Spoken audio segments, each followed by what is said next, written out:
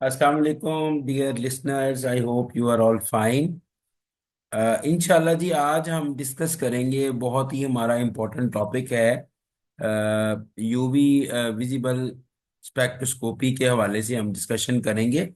इसमें last lecture में मैंने यूवी विजिबल स्पेक्ट्रोस्कोपी के हवाले से कुछ इम्पोर्टेंट टर्मिनोलॉजीज जो है वो डिस्कस की थी और उसका बेसिक प्रिंसिपल डिस्कस किया था। आज इंशाल्लाह हम इसकी इंस्ट्रूमेंटेशन को डिस्कस करेंगे कि यूवी विजिबल स्पेक्ट्रोस्कोपी का जो इंस्ट्रूमेंट होता है उसके कौन कौन से कंपोनेंट्स होते हैं और वो किस तरह से उनकी वर्किंग और फंक्शनिंग होती है।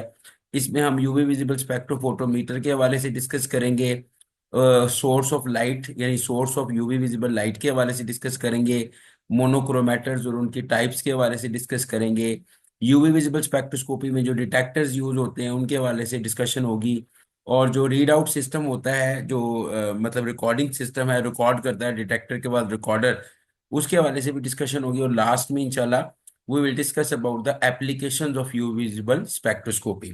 तो we are going to start from what is spectrophotometer. Basically, spectrophotometer is an instrument that measures the absorbance or transmittance of light by a sample। यानी जो जो स्पेक्ट्रोफोटोमीटर होता है वो बेसिकली सैंपल में जो लाइट एब्जॉर्ब हो रही होती है या ट्रांसमिट हो रही होती है उसको मेजर करता है। जब एक पर्टिकुलर वेवलेंथ की लाइट जो है वो हम सैंपल में से पास करते हैं तो सैंपल लाइट का कुछ पोर्शन एब्जॉर्ब करता है और बाकी पोर्शन जो है उसको ट्रांसमिट करता है। तो बेसिकली जो स्पेक्ट्रोफोटोमीटर होता है तो वो या जो ट्रांसमिटेड लाइट है या जो है उसको मेजर करता है और फिर उसको एब्जॉर्बेंस के अंदर कन्वर्ट करता है। तो बेसिकली जब एब्जॉर्बेंस हमें स्पेक्ट्रोफोटोमीटर के जरिए से जो है ना एब्जॉर्बेंस की वैल्यू मिलती है और उसके जरिए से हम जो सैंपल होता है उसकी कंसेंट्रेशन जो है उसके बारे में पता लगा लेते हैं। तो इसका मतलब है कि spectrophotometer is an instrument that measures the absorbance और transmittance of light by a sample across a range of wavelengths, providing insight into the sample composition and concentration।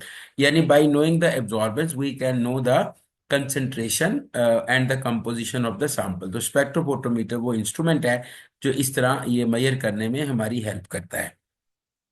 अच्छा, इसमें आगे चलते हैं हम। तो जो हमारा स्पेक्ट्रोफोटोमीटर होगा उसमें जो कंपोनेंट्स होंगे उसमें एक लाइट सोर्स हमें रिक्वायर्ड होगा। लाइट सोर्स वो लाइट सोर्स होगा जो कि लाइट अमिट करेगा, जो वो लाइट जो कि सैंपल के साथ इंटरेक्ट करेगी। तो जो लाइट सोर्स होता है दैट विल अमिट the light that will interact with the sample. अच्छा, इसके अलावा हमारे पास जो दूसरा कंपोनेंट होता है स्पेक्ट्रोफोटोमीटर के अंदर वो सैंपल होल्डर होता है। सैंपल होल्डर एक सेल हो सकता है या क्यूबिट हो सकता है जिसके अंदर हम सैंपल को पुट करेंगे, जिसमें से लाइट हमने पास करनी है। तो ये चीज़ आप ध्यान में रखें क्योंकि सैंपल चूंकि बेसिकली एनालाइट है, तो एनालाइट को पुट होल्ड करने के लिए जो हम सेल यूज करते हैं उसको सैंपल होल्डर कहते हैं। उसके बाद तीसरा जो कंपोनेंट होगा स्पेक्ट्रोफोटोमीटर में वो मोनोक्रोमेटर है।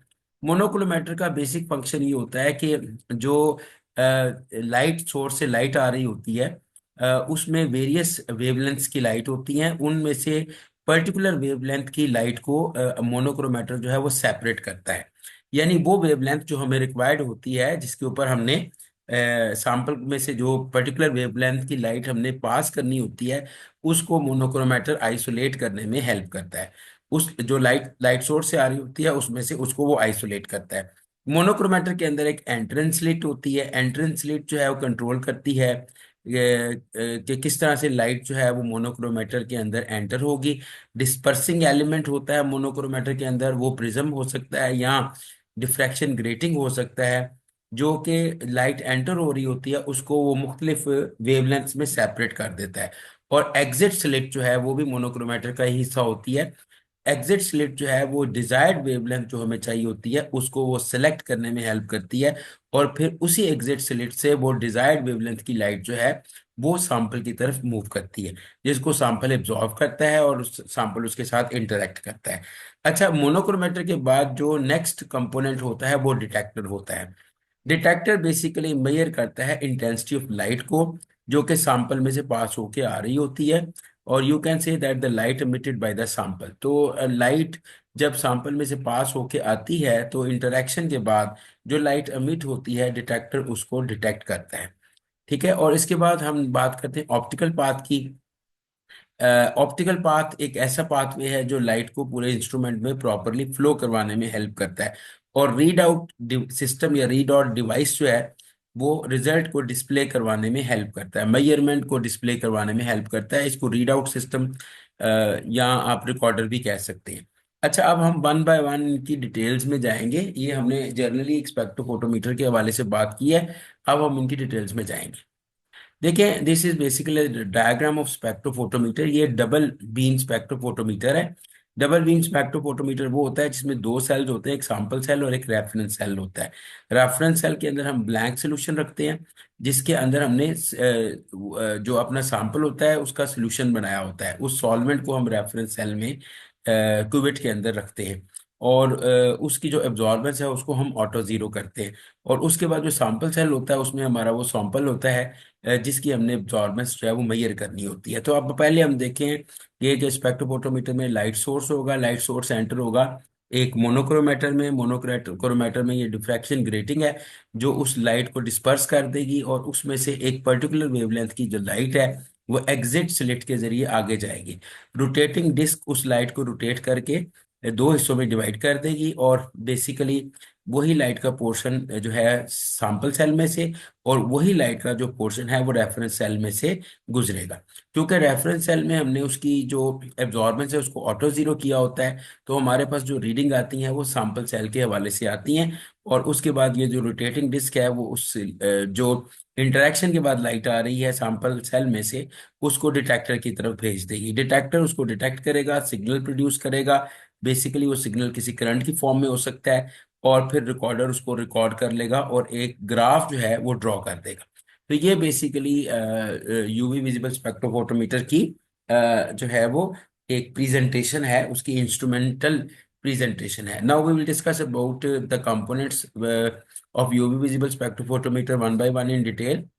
फर्स्ट ऑफ ऑल हम बात करते हैं सोर्सेज की। तो इसमें यूवी विजिबल स्पेक्ट्रोफोटोमीटर में मुख्य तरह के सोर्सेज यूज हो सकते हैं, यानी सोर्सेज ऑफ लाइट। इसमें ज्यादातर जो यूज होता है, कॉमनली यूज सोर्स है, वो बेसिकली विजिबल रीजन में जो यूज होता है वो क्वार्ट्ज टंगस्टन हैलोजन लैंप है, इसको क्यूटीएच लैंप भी कहते हैं। ये बेसिकली इसकी जो यूजफुल वेवलेंथ रेंज है, यानी जिस वेवलेंथ रेंज के अंदर ये लाइट प्रोड्यूस कर सकता है, वो 325 या 350 नैनोमीटर से लेकर 25 माइक्रोन मीटर तक जाती है। ये माइक्रोन मीटर को अगर नैनोमीटर में कन्वर्ट किया जाए तो ये तकरीबन 25,000 नैनोमीटर के बराबर बनता है। इसका मतलब है कि ये वाला जो लाइट सोर्स है, यानी क्वार्ट्ज टंगस्टन हैलोजन लैंप जो है वो नियर अल्ट्रावायलेट रीजन से लेकर नियर इंफ्रारेड रीजन तक जो पोर्शन है उसको कवर करता है। इसको चलाने के लिए, इसको ऑन करने के लिए एक स्टेबल रेगुलेटेड पावर सप्लाई जो है वो रिक्वायर्ड होती है। इसकी अगर आप कंस्ट्रक्शन देखें तो ये एक एवैक्यूएटेड ग्लास ट्यूब है। इसका बना होता है, इसके अंदर एक फिलामेंट की सपोर्ट है जो फिलामेंट को सपोर्ट करेगी। अंदर एक टंगस्टन का फिलामेंट है, ये इलेक्ट्रिकल करंट है, और ये इनर्ट गैस है। ठीक है, और यू कैन सी ये बेस है और ये कॉन्टैक्ट है जो जिसके जरिए से हम इसको पावर सप्लाई देंगे। तो इस तरह से ये टंगस्टन हैलोजन लैंप जो होगा वो जब हम इसको पावर सप्लाई देंगे तो वो एक लाइट प्रोड्यूस करेगा जिसकी जो वेवलेंथ होगी, उसकी रेंज जो होगी वो 350 नैनोमीटर से लेकर 25,000 नैनोमीटर तक हो सकती है। सो बेसिकली ये जो लाइट सोर्स है ये ज्यादातर विजिबल रीजन के अंदर जो है वो इस्तेमाल होता है। विजिबल रीजन की जो रेंज है वो 400 से 800 नैनोमीटर अप्रोक्सीमेटली होती है। इसके बाद दूसरा जो लाइट सोर्स यूज हो सकता है वो एलईडीज हैं। ये बहुत पावरफुल एफिशिएंट लाइट सोर्सेज के तौर पे इस्तेमाल होती हैं। ये मोनोक्रोमेटिक लाइट प्रोवाइड करती हैं। एक वाइट एलईडी जो होती है बेसिकली वो, उसमें दो कंपोनेंट्स होते हैं, उसमें ब्लू एलईडी और फॉस्फोर एलिमेंट होता है जो कि ग्रीन से लेकर रेड लाइट तक अमिट कर सकता है। तो लिहाजा इसकी जो वेवलेंथ रेंज है, यानी ये जो एलईडीज हैं ये कौन सी वेवलेंथ की लाइट प्रोड्यूस करती हैं, वाइट एलईडीज जो हैं वो 425 से 700 नैनोमीटर तक की रेंज में लाइट प्रोड्यूस करती हैं, जो कि ग्रीन से लेकर ऑलमोस्ट रेड कलर तक को कवर करती हैं। अच्छा, इसके अलावा अगर आगे जाएंगे, तीसरा जो सोर्स है वो ड्यूटेरियम डिस्चार्ज लैंप है। ये deuterium discharge lamp usually UV region के अंदर जो है वो इस्तेमाल होता है।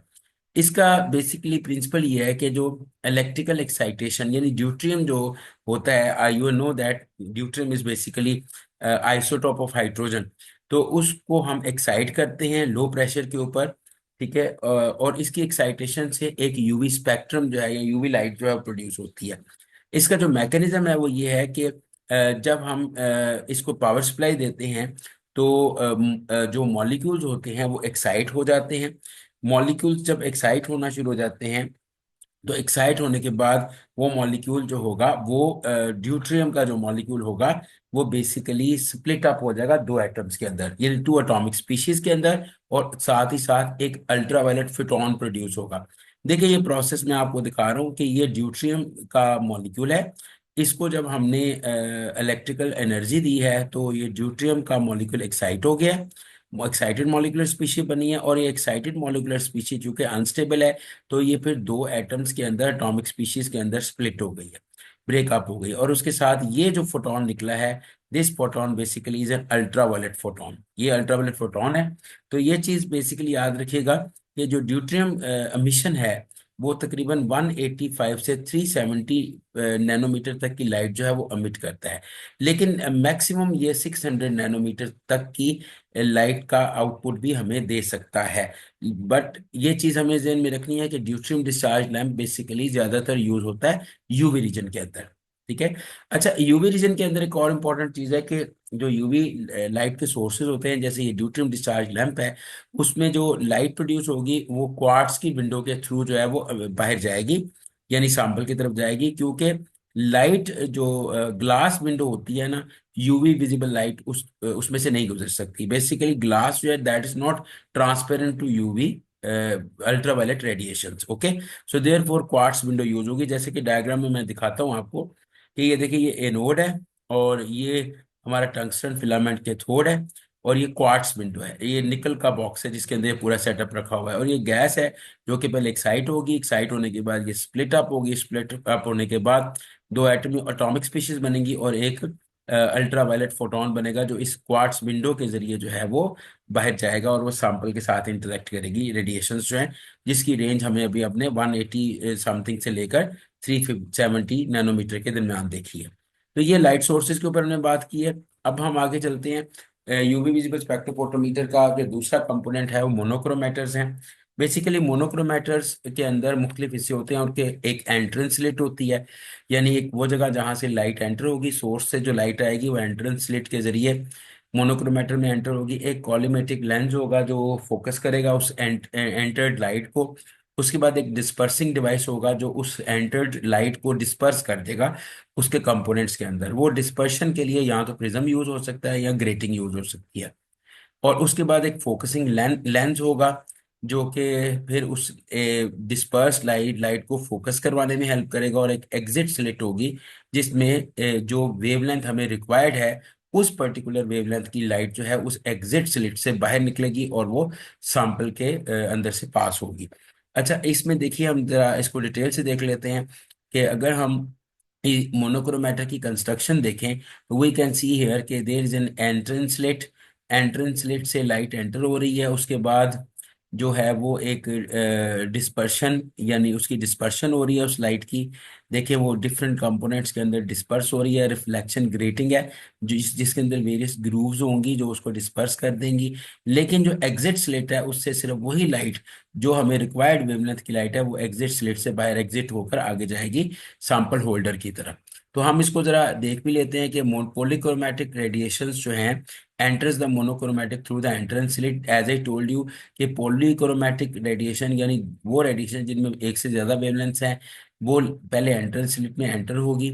उसके बाद वो लाइट कॉलीमेट होगी, ठीक है ना, और उसके बाद कॉलीमेट यानी फोकस होगी। उसके बाद वो स्ट्राइक करेगी एक डिस्पर्शन ग्रेटिंग के साथ, या वो यहाँ पे प्रिज्म भी हो सकता है, ठीक है। वो जो लाइट होगी फिर वो स्प्लिट हो जाएगी उसके कंपोनेंट्स के अंदर, ठीक है ना। ग्रेटिंग या प्रिज्म उसको स्प्लिट कर देगा। और उसके बाद जो डिस्पर्शन एलिमेंट होता है उसको उसको हम मूव करवा के जो पर्टिकुलर वेवलेंथ की लाइट हमें चाहिए होगी वो एग्जिट स्लिट की तरफ जो है वो मूव कर जाएगी, और उस एग्जिट स्लिट के जरिए वही लाइट जो है वो लीव करेगी जो हमें रिक्वायर्ड होगी। यानी कि जिस वेवलेंथ की लाइट हम चाह रहे होंगे कि उस सैंपल में से गुजरे, वही सैंपल में से पास ऑन होगी। तो ये है बेसिकली मोनोक्रोमेटर की कंस्ट्रक्शन। लेकिन आगे इसकी टाइप्स के ऊपर हम बात कर लेते हैं। दो तरह के मोनोक्रोमेटर्स होंगे। एक प्रिज्म मोनोक्रोमेटर होता है जिसमें प्रिज्म जो है वो as a dispersion medium use होता है, और एक डिफ्रैक्शन ग्रेटिंग मोनोक्रोमेटर होता है जो कि डिफ्रैक्शन ग्रेटिंग को एज ए डिस्पर्शन मीडियम इस्तेमाल करता है। अब आप देखें कि जो प्रिज्म मोनोक्रोमेटर्स होते हैं उनमें प्रिज्म जो है वो लाइट को डिस्पर्स करने के लिए यूज होगा। और यूजली जो प्रिज्म मोनोक्रोमेटर्स हैं वो यूवी रेंज में अगर हमने वर्किंग करनी है तो उसके लिए हम प्रिज्म क्रोमैटर को प्रेफरेंस देते हैं। जबकि जो डिफ्रैक्शन ग्रेटिंग मोनोक्रोमेटर्स होते हैं उनमें डिफ्रैक्शन ग्रेटिंग्स जो हैं वो यूज होती हैं लाइट को डिस्पर्स करने के लिए, और इनमें बेसिकली डिस्पर्शन ज़्यादा बेटर होती है। ठीक है, तो ये हम देखेंगे। लेकिन उनकी हाई स्ट्रे लाइट्स होती हैं। तो बेसिकली आप जरा गौर करें कि ये हमारे पास प्रिज्म मोनोक्रोमेटर है। इसमें यू कैन सी है कि व्हाइट लाइट एंटर हुई है और प्रिज्म ने उसको मुख्तलिफ कंपोनेंट्स के अंदर डिस्पर्स कर दिया। और ये देखिए एग्जिट स्लिट है, और एग्जिट स्लिट के जरिए से एक पर्टिकुलर वेवलेंथ की लाइट जो है वो एग्जिट आउट कर रही है। अच्छा, इसी तरह डिफ्रैक्शन ग्रेटिंग में यू कैन सी हियर कि व्हाइट लाइट एंटर हुई है एंट्रेंस स्लिट से, और यहाँ पे डिफ्रैक्शन ग्रेटिंग है। इसमें मुख्तलिफ जो है वो ग्रूव्स हैं, ग्रूव्स बनी होती हैं, और ग्रूव्स जो हैं उस वाइट लाइट को डिस्पर्स कर देती हैं, और एक पर्टिकुलर वेवलेंथ की लाइट ही एग्जिट स्लिट में से पास ऑन होकर बाहर निकलती है। तो ये है बेसिकली डिफ्रैक्शन ग्रेटिंग जो मोनोक्रोमेटर के अंदर वर्क, मोनोक्रोमेटर। इन दोनों की वर्किंग जो है इस डायग्राम के जरिए से अंडरस्टैंड करने की कोशिश की है। हम आगे चलते हैं। नेक्स्ट है जी, अगला कंपोनेंट है sample cells. Basically sample cells का मतलब है कि वो होल्डर्स जिनके अंदर हमने सैंपल को पुट करना है। तो चूंकि हम यूवी विजिबल स्पेक्ट्रोस्कोपी के अंदर लिक्विड सैंपल्स यूज करते हैं, तो उनको हम एक ऑप्टिकली फ्लैट ट्रांसपेरेंट कंटेनर के अंदर जो है वो रखते हैं उन सैंपल को। उस कंटेनर को हम क्यूवेट या सेल कहते हैं। अच्छा, बेसिकली जो रेफरेंस सेल होता है या क्यूवेट होता है, उसके अंदर वो सॉल्वेंट होता है जिसके अंदर हमने सैंपल को डिसॉल्व किया होता है। एज आई टोल्ड यू कि दो तरह के जो डबल बीम स्पेक्ट्रोफोटोमीटर है, जो एडवांस स्पेक्ट्रोफोटोमीटर है, उसमें एक रेफरेंस सेल होगा और एक सैंपल सेल होगा। तो जो रेफरेंस सेल होगा उसके अंदर हम वो सॉल्वेंट लेंगे जिसके अंदर हमने सैंपल को डिसॉल्व किया है। सपोज अगर हमने सैंपल को वाटर के अंदर डिसॉल्व किया है, तो रेफरेंस सेल में हम जो है वाटर, प्योर वाटर जो है वो लेंगे, और जो सैंपल सेल है उसमें हम वो सोल्यूशन लेंगे जिसमें वाटर भी होगा और हमारा सैंपल भी होगा जो वाटर में डिसॉल्व हुआ होगा। ठीक है, और बेसिकली जो हमारा रेफरेंस सेल होता है उसके अंदर जो लिक्विड होता है उसको हम ब्लैंक के तौर पे कंसीडर करते हैं, उसको हम यूजुअली ब्लैंक कहते हैं। अच्छा, ये जो रेफरेंस सेल जो होता है उसके अंदर प्योर यानी सॉल्वेंट होगा। अच्छा, बेसिकली अब जो सैंपल सेल होगा वो उसकी डायग्राम हम आगे देखेंगे। तो यूजुअली सैंपल सेल की जो चॉइस होती है, वेरियस तरह के सैंपल सेल्स अवेलेबल हैं। उसमें मुख्तलिफ फैक्टर्स होते हैं जिनकी बेसिस पे हम सैंपल सेल्स जो है वो चूज करते हैं। सबसे पहला फैक्टर उसका पाथ लेंथ है, उसकी शेप और साइज है। पाथ लेंथ के मतलब थिकनेस और उसकी विड्थ है, उसके बारे में अभी हम बात करेंगे। इसी तरह से दूसरा फैक्टर जो है वो ट्रांसमिशन कैरेक्टरिस्टिक्स हैं कि बेसिक वेवलेंथ पे वो किस तरह से लाइट को ट्रांसमिट करता है, और उसका रिलेटिव एक्सपेंस क्या है। तो ये यानी बेसिकली इन तीन फैक्टर्स की बेसिस पे हम सैंपल सेल को चूज करते हैं।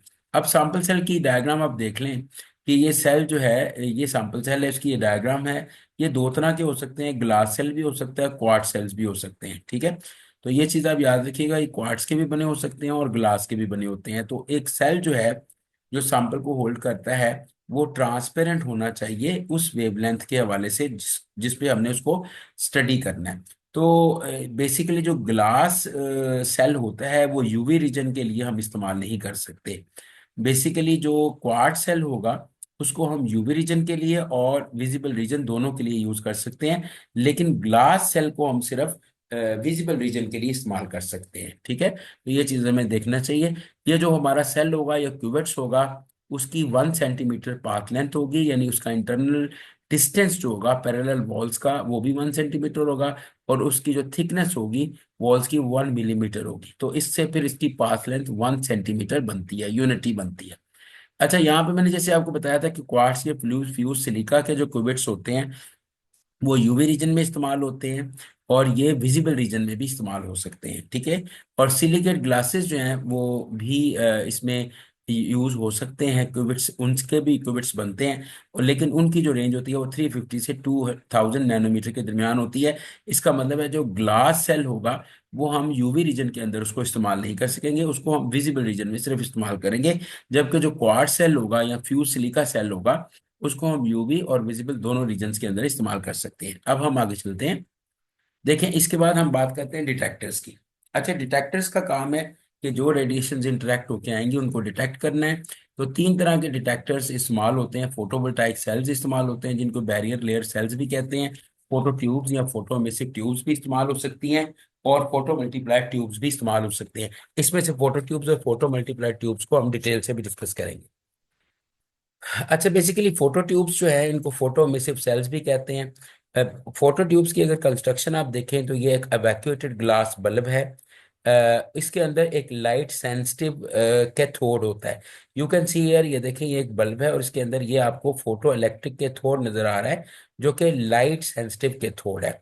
ये जो कैथोड है इसकी हमने कोटिंग की हुई है एक लाइट लाइट सेंसिटिव मटेरियल के साथ। बेसिकली वो मटेरियल जो है वो पोटाशियम ऑक्साइड हो सकता है या सिल्वर ऑक्साइड हो सकता है। जब रेडिएशंस यानी लाइट इस फोटो इलेक्ट्रिक कैथोड के ऊपर फॉल करती है, इंसिडेंट लाइट आती है, तो इस कैथोड में से इलेक्ट्रॉन्स एमिट होते हैं जिनको फोटो इलेक्ट्रॉन्स कहते हैं। अच्छा, बिल्कुल इसके पैरेलल आपको एक वायर नजर आ रही है जिसका जो कि वायर एनोड है, यानी इसका जो कनेक्शन है वो पॉजिटिव टर्मिनल्स के साथ है। तो लिहाजा जो इलेक्ट्रॉन्स यहाँ से एमिट होंगे वो एनोड की तरफ कलेक्ट होना शुरू हो जाएंगे, वो एनोड की तरफ जाना शुरू कर देंगे। तो जब वो इलेक्ट्रॉन्स कैथोड से एनोड की तरफ जाएंगे तो एक्सटर्नल सर्किट के थ्रू उसको हम रिटर्न कर सकते हैं, और इस तरह से जो करंट प्रोड्यूस होगा उसको हम एम्पलीफाई करके रिकॉर्ड कर सकते हैं। तो इस तरह ये जो डिटेक्टर होता है ये बेसिकली जो लाइट आ रही होती है उसको करंट में कन्वर्ट करके रिकॉर्ड करवाने में हेल्प करता है। तो इसको हम फोटो ट्यूब डिटेक्टर कहते हैं। यूवी विजिबल स्पेक्ट्रोफोटोमीटर के अंदर ये डिटेक्टर आमतौर पे यूज होता है। और इसके अलावा एक दूसरा डिटेक्टर जो यूज होता है वो फोटो मल्टीप्लायर ट्यूब है। इट्स अ वेरी कॉमन और नॉन डिटेक्टर। इसको हम फोटो ट्यूब भी कह सकते हैं, लेकिन ये आम फोटो ट्यूब के मुकाबले में काफ़ी ज़्यादा सेंसिटिव होती है। और ये हाईली सेंसिटिव लाइट डिटेक्टर्स जो हैं उनके अंदर ये यूज़ होती है। अच्छा, ये चीज़ ये रखें कि ये जो फोटो मल्टीप्लायर ट्यूब होती है बहुत वीक सिग्नल्स को एम्पलीफाई करने में ये इंपॉर्टेंट रोल प्ले करती है। यहाँ पे फोटो इलेक्ट्रिकल इफेक्ट के जरिए से सेकेंडरी इलेक्ट्रॉन्स की एमिशन होंगी, जो हम आगे आगे डायग्राम में समझेंगे। इसके अंदर एक फोटो कैथोड होता है और उसके साथ फिर कैथोड और एनोड के दरमियान बहुत सारे डायनोड्स होते हैं। ये जो मल्टीपल डायनोड्स होते हैं ये सारा सेटअप एक ग्लास एवैक्यूएटेड ग्लास ट्यूब के अंदर होता है। हर जो डायनोड होता है उसका पॉजिटिव वोल्टेज पिछले वाले डायनोड से ज्यादा होता है। तो इस तरह से एक डायनोड के ऊपर जब एक इलेक्ट्रॉन फॉल करता है तो उससे फिर मल्टीपल इलेक्ट्रॉन्स की एमिशन होती है, और इसी तरह नेक्स्ट डायनोड पे फर्दर जो मल्टीपल इलेक्ट्रॉन्स हैं वो बीम्स की फॉर्म में आगे की तरफ मूव करते हैं। तो बेसिकली जो यहाँ पे फोटो मल्टीप्लायर ट्यूब होगा ये फोटॉन्स को कन्वर्ट करेगा इलेक्ट्रिकल करंट में, ठीक है। और उसकी फिर डिटेक्शन में हेल्प करेगा, एम्पलीफिकेशन में हेल्प करेगा। यानी इसका मतलब है लाइट सिग्नल्स जो हैं वो इस फोटो मल्टीप्लायर ट्यूब के जरिए एम्पलीफाइड फॉर्म में हम स्टडी कर सकते हैं। इसको हम आगे देखते हैं, इसकी diagram. You can see here, यहाँ पे आप देखें कि फोटो कैथोड जो है एक सरफेस है जिस पे इलेक्ट्रॉन जो है वो यानी फोटॉन्स जो है वो स्टक करेंगे। ये देखिए, यू कैन सी हियर, यहाँ पे ये फोटो मिसिव कैथोड है जहाँ पे फोटॉन्स जो है वो एमिटेड फोटॉन्स स्टक कर रहे हैं। उसके बाद यहाँ से जो है इलेक्ट्रॉन्स की एमिशन हो रही है और वो डायनोड की तरफ जा रहे हैं। तो ये चीज जहन में रखिएगा, ये जो डायनोड्स हैं ये असल में ये भी इलेक्ट्रोड्स हैं। इनको हम कहेंगे ये सीरीज ऑफ इलेक्ट्रोड्स जो कि इनिशियल इलेक्ट्रॉन सिग्नल को एम्पलीफाई करने में हेल्प करेंगे। यू कैन सी हियर कि यहाँ से एक इलेक्ट्रॉन स्ट्राइक किया है तो यहाँ से सेकेंडरी इलेक्ट्रॉन्स की एमिशन हुई है। और जब ये टू इलेक्ट्रॉन्स यहाँ पे हिट किए हैं तो मजीद सेकेंडरी इलेक्ट्रॉन्स यहाँ पे जो है वो अमिट हुए हैं। So this process will go on and you can see here कि ये जो सक्सेसिव डायनोड्स हैं ये बेसिकली सेकेंडरी इलेक्ट्रॉन्स की एमिशन को बढ़ा रहे हैं, और प्राइमरी इलेक्ट्रॉन से सेकेंडरी इलेक्ट्रॉन्स की एमिशन जो है वो बढ़ाने में हेल्प कर रहे हैं। और एनोड जो है वो एक फाइनल इलेक्ट्रोड है जो कि एम्पलीफाइड इलेक्ट्रॉन्स को कलेक्ट करेगा। ठीक है ना जी, और एम्पलीफाइड इलेक्ट्रॉन सिग्नल्स को कनेक्ट करेगा और एक इलेक्ट्रिकल करंट प्रोड्यूस करेगा। You can see here, here is the voltage measurement. So dynodes ये फोटो इलेक्ट्रोड है, ठीक है, फोटो एमिसिव कैथोड है, और ये एनोड है। तो इसीलिए हम इसको फोटो मल्टीप्लाई ट्यूब्स कहते हैं, क्योंकि यहाँ से इलेक्ट्रॉन्स की मल्टीप्लिकेशन हो रही है और प्राइमरी इलेक्ट्रॉन से सेकेंडरी और इलेक्ट्रॉन्स की एमिशंस हो रही हैं। अच्छा, ये कैसे वर्क करता है, इसकी वर्किंग को हमने अभी बात की है, इसको एक दफ़ा हम देख भी लेते हैं कि लाइट फोटोन स्ट्राइक करेंगे फोटो कैथोड पे, इससे जो है फोटो इलेक्ट्रॉन्स इमिट होंगे। जैसे ही लाइट हिट करेगी फोटो कैथोड पे, इलेक्ट्रॉन इमिट होगा। ये फोटो इलेक्ट्रॉन्स जो हैं वो फर्स्ट डायनोड की तरफ जाएंगे, क्योंकि फर्स्ट डायनोड का जो वोल्टेज है वो पॉजिटिव वोल्टेज है, हाई वोल्टेज है। इससे ज़्यादा पॉजिटिव वोल्टेज सेकंड का है, उससे ज़्यादा थर्ड का। इसी तरह सक्सेसिवली इनका वोल्टेज इंक्रीज होता चला जाता है। तो जब ये फोटो इलेक्ट्रॉन स्ट्राइक करेंगे डायनोड के साथ तो यहाँ से मल्टीपल सेकेंडरी इलेक्ट्रॉन्स की एमिशन होगी। ये प्रोसेस बार बार रिपीट होगा, क्योंकि सब्सिक्वेंट डायनोड्स हैं उनकी जो वोल्टेजेस हैं वो पॉजिटिव वोल्टेजेस इंक्रीज होते जा रहे हैं। तो इस तरह से मल्टीपल इलेक्ट्रॉन सेकेंडरी इलेक्ट्रॉन्स की एमिशन हो रही है, और इसी तरह से इलेक्ट्रॉन सिग्नल्स एम्पलीफाई हो रहे हैं। और फाइनली जो एम्पलीफाइड इलेक्ट्रॉन सिग्नल्स हैं वो एनोड जो है उसको कलेक्ट करेगा और एक इलेक्ट्रिकल करंट प्रोड्यूस करेगा, जो कि जिस तरह की लाइट की इंटेंसिटी आ रही होगी, जो शुरू में लाइट अमिट हो रही थी, अमिटेड फोटॉन्स आए थे, उसके अकॉर्डिंगली हमें जो है इंटेंसिटी उसके प्रोपोर्शनल लाइट की करंट की इंटेंसिटी जो है वो मिल जाएगी। तो इस तरह से ये डिटेक्टर जो है हमें डिटेक्शन करने में हेल्प करेगा। इसके बाद लास्ट में अगर हम देखें तो चार्ट रिकॉर्डर है। चार्ट रिकॉर्डर असल में जो पूरा प्रोसेस है उसको रिकॉर्ड करवाने में हेल्प करता है। ये असल में यूजुअली एक चार्ट रिकॉर्डर जो होता है एक प्लॉट प्रोवाइड करता है हमें एब्जॉर्बेंस और वेवलेंथ के दरमियान। तो यू कैन सी हियर, यहाँ पे इस तरह का जो प्लॉट हमारे पास यूवी विजिबल स्पेक्ट्रोफोटोमीटर में आता है, स्पेक्ट्रोस्कोपी में आता है।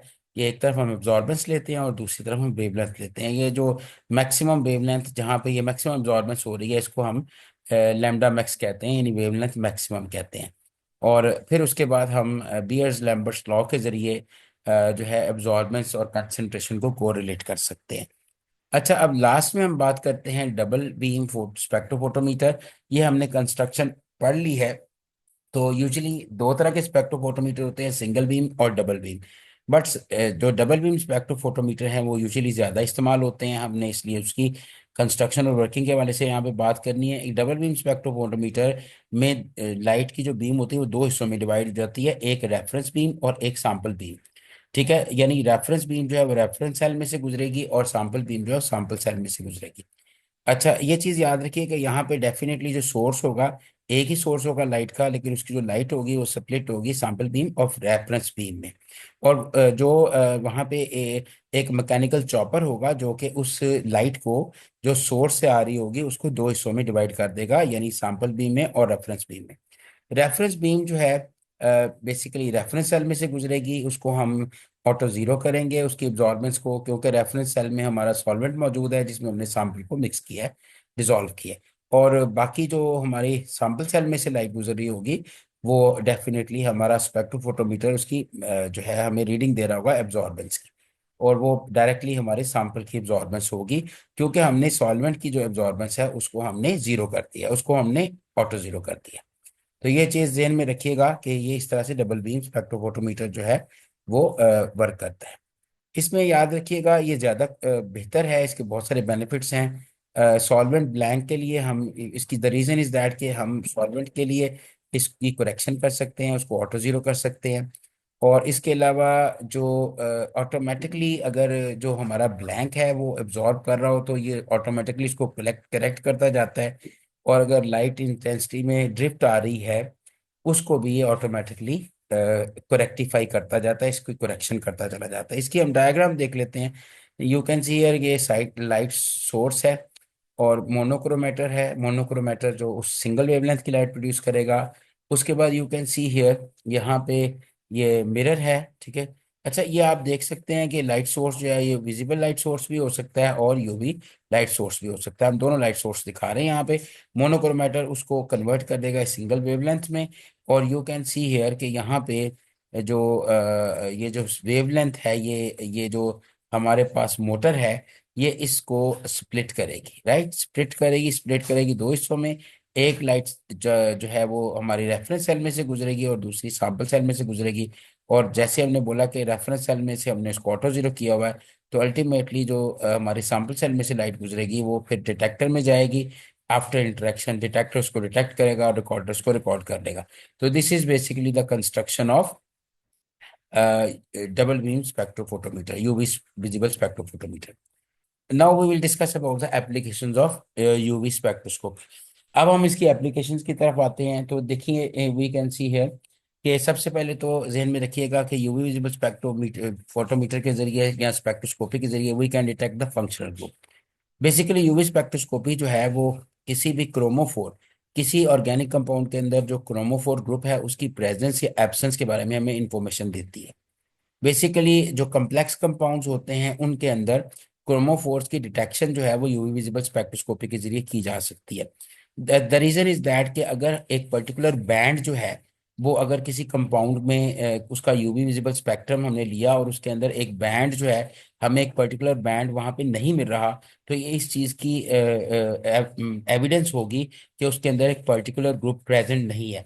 फॉर एग्जाम्पल, इसकी हम एक एग्जाम्पल लेते हैं। अगर हमने एक कंपाउंड का स्पेक्ट्रम लिया है और उसका स्पेक्ट्रम जो है 200 nanometre, if the spectrum of the compound comes out to be transparent above 200 nanometre, यानी उसका जो स्पेक्ट्रम है वो 200 नैनोमीटर से आगे ट्रांसपेरेंट है, यानी 200 नैनोमीटर से आगे हमें कोई बैंड्स नहीं मिल रहा। तो इस चीज की ये कंफर्मेशन करेगा कि उस कंपाउंड के अंदर कॉन्जुगेशन भी नहीं है, कार्बोनिल ग्रुप्स भी नहीं है, बेंजीन या एरोमेटिक कंपाउंड भी मौजूद नहीं है, या ब्रोमो या आयोडो एटम्स भी मौजूद नहीं है। ये बेसिकली क्रोमोफोरिक ग्रुप हैं जो कि वेवलेंथ को बढ़ा देते हैं, यानी लैम्डा मैक्स को बढ़ा देते हैं और बैंड प्रोड्यूस करते हैं। And if we are not getting band above 200 nanometer, it means that all these groups are absent. So इसका मतलब है कि यूवी विजिबल स्पेक्ट्रोस्कोपी के जरिए हम फंक्शनल ग्रुप की डिटेक्शन कर सकते हैं। उसके बाद दूसरी जो इसकी एप्लीकेशन है वो एक्सटेंट ऑफ कॉन्जुगेशन। देखिए, अगर किसी मॉलिक्यूल है, फॉर एग्जांपल पॉलीन्स हैं। पॉलीन्स ऐसे ऑर्गेनिक मॉलिक्यूल्स होते हैं जिनमें मल्टीपल डबल बॉन्ड्स होते हैं। उनमें जो एक्सटेंट ऑफ कॉन्जुगेशन है उसको हम यूवी स्पेक्ट्रोस्कोपी के जरिए डिटेक्ट कर सकते हैं। ये चीज आप ध्यान में रखिएगा कि जितने डबल बॉन्ड इंक्रीज होंगे उस उतनी ही ज्यादा उनका जो लैम्डा मैक्स होगा वो शिफ्ट होगा टूवर्ड्स लॉन्गर वेवलेंथ, क्योंकि कॉन्जुगेशन बढ़ने से बैथोक्रोमिक शिफ्ट आती है। तो अगर डबल बॉन्ड फॉर एग्जांपल से 8 हो जाते हैं किसी पॉलीन में, तो वो पॉलीन का जो वेवलेंथ मैक्सिमम होता है वो शिफ्ट हो जाता है टूवर्ड्स विजिबल रीजन। तो वो पॉलीन जो है वो विजिबल हो जाती है, तो विजिबल रीजन में आ जाता है, उसको उसका कोई ना कोई कलर आ जाता है, ह्यूमन आई उसको डिटेक्ट कर सकती है। सो इट मीन्स दैट कि UV visible spectroscopy extent of conjugation को मेजर करने में भी हेल्प करती है। अच्छा, तीसरी इसकी एप्लीकेशन ये है कि अननोन कंपाउंड्स की आइडेंटिफिकेशन में यूवी विजिबल स्पेक्ट्रोस्कोपी हेल्प करेगी। एक अननोन कंपाउंड जो है उसको हम इसके जरिए से डिटेक्ट कर सकते हैं। हम उसका एक स्पेक्ट्रम लेंगे और उसको कंपेयर करेंगे रेफरेंस कंपाउंड के साथ। अगर दोनों कंपाउंड्स का स्पेक्ट्रम एक दूसरे के साथ मैच कर रहा है, तो इसका मतलब है कि हमने उस कंपाउंड को, अननोन कंपाउंड को आइडेंटिफाई कर लिया है। इसके बाद है determination of configuration of geometrical isomers. It's very interesting application of UV visible spectroscopy. ये कॉमन ऑब्जर्वेशन है कि जो सिस एल्कीन्स होती हैं और ट्रांस एल्कीन्स, दोनों डिफरेंट वेवलेंथ्स पर लाइट को एब्जॉर्ब करती हैं। ये दोनों एक दूसरे के आइसोमर्स हैं और इनको ज्योमेट्रिकल आइसोमर्स कहा जाता है। इन स्पेस में इनकी ओरिएंटेशन डिफरेंट होती है।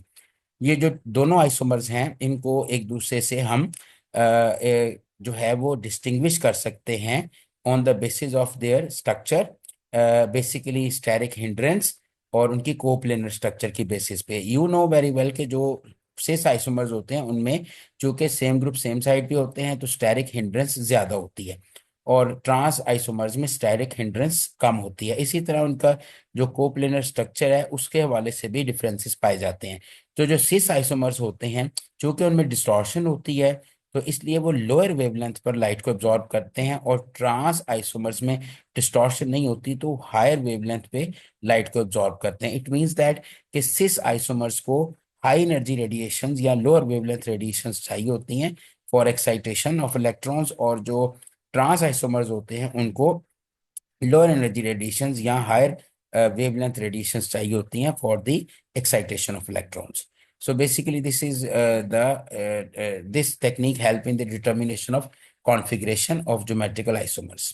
इसके बाद अगर आप देखें, अगर किसी कंपाउंड की हमने प्योरिटी को डिटरमिन करना है, तो प्योरिटी ऑफ सब्सटेंस को भी हम यूवी विजिबल स्पेक्ट्रोस्कोपी के जरिए डिटरमिन कर सकते हैं। उसमें क्या करते हैं कि the absorption of the sample solution is compare with the absorption of the reference solution. हम सैंपल सॉल्यूशन और रेफरेंस सॉल्यूशन की दोनों एब्जॉर्बेंस को हम मेजर करते हैं। तो जो इंटेंसिटी ऑफ एब्जॉर्प्शन होगी वो उसकी रिलेटिव कैलकुलेशन में जो हमें मिलेगी, वो हमें सैंपल की प्योरिटी के बारे में इंफॉर्मेशन प्रोवाइड करेगी कि सैंपल कितना प्योर है। इसके बाद जो है वो dissociation constant of acids and bases. हमारे पास एक क्वेश्चन होती है कि pH is equal to pK plus log concentration of A negative over H A negative means के एनाइन ऑफ एन एसिड, और H A indicates the concentration of acid. तो इस सब क्वेश्चन में अगर हम देखें तो पीके वैल्यू को कैलकुलेट कर सकते हैं अगर हमें ए नेगेटिव और एच ए की कंसंट्रेशन मालूम है एक पर्टिकुलर पीएच के ऊपर। तो ये चीज याद रखें कि जो रेशो होती है एनाइन की और एसिड की, उन उसकी डिटर्मिनेशन हम स्पेक्ट्रोफोटोमेट्रिकली कर सकते हैं ग्राफ प्लॉट करके। बेसिकली उसकी एब्जॉर्बेंस लेके मुख्तलिफ वेवलेंथ पे और वेरियस डिफरेंट पीएच पे हम उनकी जो रेशो है कंसंट्रेशन की वो निकाल के इसको इक्वेशन के अंदर पुट करके हम उसकी पीके वैल्यू डिटरमिन कर सकते हैं। तो इनडायरेक्टली यूवी विजिबल स्पेक्ट्रोस्कोपी जो है वो हमें डिसोसिएशन कांस्टेंट यानी पीके वैल्यू जो है एसिड्स की, और इसी तरह पीके बी जो है उसकी वैल्यू की डिटर्मिनेशन में हेल्प करेगी। इसके बाद अगर केमिकल काइनेटिक्स में देखें तो रिएक्शन काइनेटिक्स के अंदर भी यूवी विजुअल स्पेक्ट्रोस्कोपी हेल्प करती है। तो ये चीज़ याद रखिएगा, रेट ऑफ रिएक्शन की डिटर्मिनेशन के अंदर अगर हमारा रिएक्टेंट जो है वो यूवी विजिबल एक्टिव है, या हमारा प्रोडक्ट जो है वो यूवी विजिबल एक्टिव है, तो इन दोनों की रिएक्शन जो है उसकी रेट ऑफ डिसअपेरेंस और प्रोडक्ट की रेट ऑफ अपेरेंस को हम स्पेक्ट्रोफोटोमेट्रिकली जो है वो मेजर कर सकते हैं। तो रिएक्शन काइनेटिक्स के अंदर भी यूवी विजिबल स्पेक्ट्रोस्कोपी की एप्लीकेशंस हैं। सिमिलरली जो फार्मास्यूटिकल सब्सटेंसेस होते हैं उनकी क्वांटिटेटिव एनालिसिस में यूवी विजिबल स्पेक्ट्रोस्कोपी हेल्प करती है। बहुत सारे फार्मास्यूटिकल प्रोडक्ट्स हैं जिनमें क्रोमोफोर्स होते हैं, जो कि जिसकी वजह से यूवी विजिबल एब्जॉर्प्शन के जरिए हम उनको स्टडी कर सकते हैं। जैसे कि बहुत सारे एंटीबायोटिक्स हैं, हार्मोन्स हैं, वाइटामिन हैं, एनर्जेसिक्स हैं, यानी पेन रिलीवर्स हैं। इनको हम यूवी विजिबल स्पेक्ट्रोस्कोपी के जरिए से इनकी क्वांटिटेटिव एनालिसिस कर सकते हैं। बहुत सारी ड्रग्स जो होती हैं रॉ मटेरियल के तो में और इन फॉर्मुलेशन के अंदर जो हैं पाई जाती हैं, इनकी एसआई बनाए सकते हैं सूटेबल सोल्यूशन के अंदर सॉल्वेंट डाल के, और इनकी एब्जॉर्बेंस को भी मेजर किया जा सकता है। इस तरह से इनकी एनालिसिस की जा सकती है, इनकी क्वांटिटी को मेजर किया जा सकता है कि ये ड्रग्स जो हैं किस क्वांटिटी के अंदर जो हैं वो मौजूद हैं हमारे सैंपल के अंदर। इसके बाद है लास्ट में एचपीएलसी डिटेक्टर के तौर पे भी यूवी विजिबल स्पेक्ट्रोफोटोमीटर यूज होता है। यानी एचपीएलसी में जो हम कंपोनेंट्स को सेपरेट करेंगे उसके बाद हम यूवी विजिबल स्पेक्ट्रोफोटोमीटर के जरिए उनको डिटेक्ट कर सकते हैं। तो बेसिकली जो प्रेजेंस ऑफ एन एनालाइट है gives a response which can be assumed to be the proportional to the concentration. Definitely एक एनालाइट की जो प्रेजेंस है वो उसकी कंसंट्रेशन के जरिए से स्पेक्ट्रोफोटोमेट्रिकली जो है वो हम मालूम कर सकते हैं। इसी तरह यूवी विजिबल स्पेक्ट्रोस्कोपी जो है फोरेंसिक एनालिसिस में भी यूज हो सकती है। यूवी विजिबल मॉलिक्यूलर एब्जॉर्प्शन जो है वो रूटीन वर्क में जो फोरेंसिक एनालिसिस है खासतौर पे नारकोटिक्स या ड्रग्स टेस्टिंग के अंदर जो है वो हम यूज करते हैं। तो यूवी विजिबल स्पेक्ट्रोस्कोपी जो है ये ड्रग टेस्टिंग में भी इसकी एक एप्लीकेशन है। So this is all about the applications and instrumentation of UV visible spectroscopy. I hope you will understand the lecture. Thank you very much. God bless you. Allah Hafiz.